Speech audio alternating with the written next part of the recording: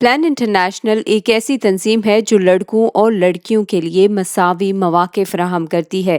اس کے مقاصد میں اس بات کو یقینی بنانا بھی شامل ہے کہ لڑکیوں کے ساتھ مساوی سلوک برتا جائے اور انہیں ہر طرح کا تحفظ فراہم کیا جائے۔ پاکستان کے بارے میں اس تنظیم نے اپنی رپورٹ میں کچھ ہولناک انکشافات کیے ہیں۔ بچوں کے حقوق کے حوالے سے کام کرنے والی عالمی تنظیم پلان انٹرنیشنل نے گرلز ان ایشیا 2020 کے عنوان سے ایک ریسرچ رپورٹ جاری کی ہے، جس میں انکشاف کیا گیا ہے کہ بچیوں کے تحفظ کی درجہ بندی میں پاکستان ایشیائی ممالک میں سب سے پیچھے ہے۔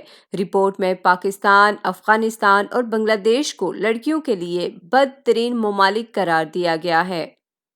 رپورٹ کی تیاری میں لڑکیوں کے interviews, on line survey, partner working groups اور اقوام متحدہ کے ذیلی اداروں سمیت دیگر عالمی تنظیموں کی رپورٹس کی مدد بھی حاصل کی گئی ہے۔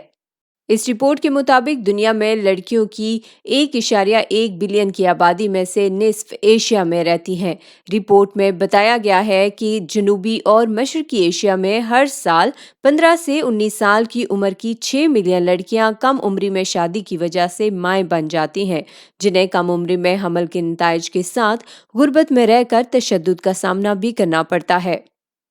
رپورٹ میں جنوب اور مشرقی ایشیا کے 19 ممالک میں سے 10 سے 19 سال تک کی لڑکیوں کا 6 مختلف حوالوں سے ڈیٹا اکٹھا کیا گیا ہے، جن میں بچیوں کی تعلیم، صحت، جسمانی تحفظ، ان کے حقوق کے لیے ملکی قوانین، روزگار کے مواقع اور سیاسی فیصلہ سازی میں شمولیت شامل ہیں۔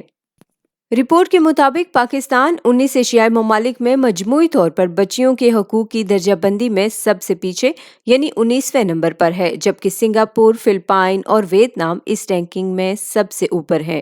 بھارت اس درجہ بندی میں 14ویں، جبکہ افغانستان اور بنگلہ دیش بالترتیب 17ویں اور 18ویں نمبر پر ہیں۔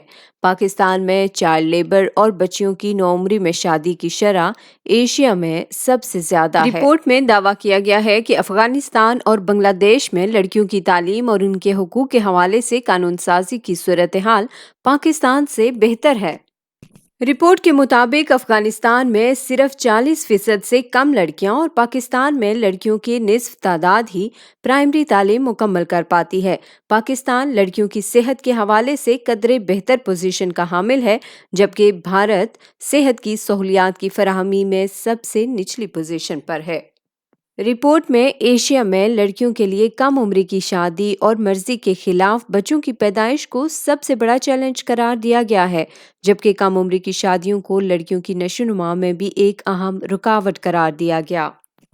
میڈیا سے گفتگو میں پلان انٹرنیشنل ایشیا ریجن کی ڈائریکٹر بھاگیہ شری دیگل نے کہا کہ عالمی وبائی مرض کے باعث ایشیا میں لڑکیوں کے لیے صورتحال پہلے سے زیادہ بدتر ہو گئی ہے، کیونکہ غریب اور متوسط طبقے میں لڑکیوں کی تعلیم کا سلسلہ منقطع کیا جا رہا ہے اور لڑکیوں کی کم عمری میں شادیوں کو وبا کے دوران معاشی مشکلات سے نمٹنے کے لیے بطور ایک حکمت عملی استعمال کیا جا رہا ہے۔ میڈیا سے گفتگو کرتے ہوئے پلان انٹرنیشنل ایشیا ریجن کی ڈائریکٹر بھاگیہ شری دیگل کا مزید کہنا تھا کہ رپورٹ میں شائع ہونے والا یہ ڈیٹا پاکستان کے کسی سرکاری یا غیر سرکاری ادارے سے جمع نہیں کیا گیا، بلکہ انٹرنیشنل تنظیموں سے یہ مواد حاصل کرنے میں مدد لی گئی ہے۔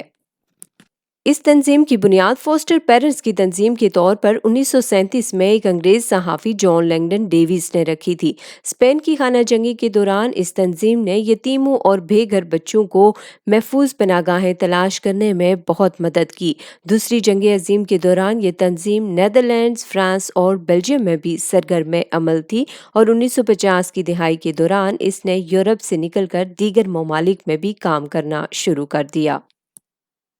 پلان انٹرنیشنل کے ذریعے 1 ملین سے زیادہ بچوں کی مدد کی جاتی ہے اور اسپانسرز کے ذریعے بچوں کے ترقیاتی منصوبوں کو پایہ تکمیل تک پہنچایا جاتا ہے۔ ان منصوبوں میں بچوں کے تحفظ، تعلیم، صحت کی دیکھ بھال اور آمدنی میں بہتری پر زور دیا جا رہا ہے۔